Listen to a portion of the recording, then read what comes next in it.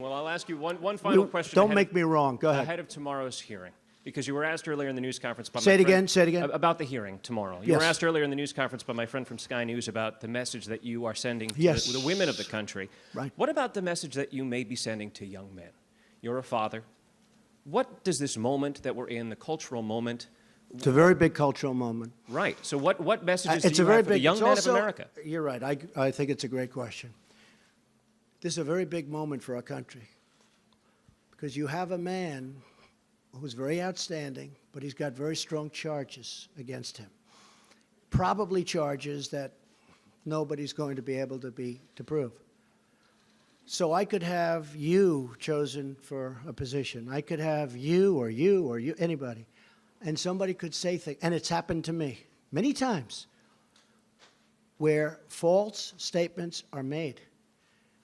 And honestly, nobody knows who to believe. I could pick another Supreme Court justice. I could pick another one, another one, another one. This could go on forever. Somebody could come and say 30 years ago, 25 years ago, 10 years ago, 5 years ago, he did a horrible thing to me. He did this, he did that, he did that. And honestly, it's a very dangerous period in our country. And it's being perpetrated by some very evil people. Some of them are Democrats, I must say, because some of them know that this is just a game that they're playing. It's a con game. It's at the highest level. We're talking about the United States Supreme Court. This can go on forever. I can pick 5 other people. At a certain point, people are going to say, no, thank you. This is the most coveted job probably in the world. And you know what? I would honestly say, because I interviewed great people for this job. He's great. But I interviewed other great people for this job.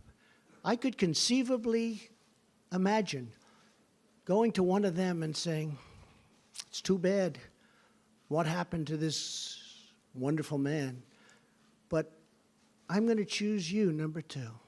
I want you to go. And I could conceivably be turned down by somebody that desperately wanted this job 2 months ago. So this is beyond Supreme Court. Right. There's nothing beyond Supreme Court. This is beyond Supreme Court. This has everything to do with our country. When you are guilty until proven innocent, it's just not supposed to be that way. Always I heard, you're innocent until proven guilty. I've heard this for so long, and it's such a beautiful phrase.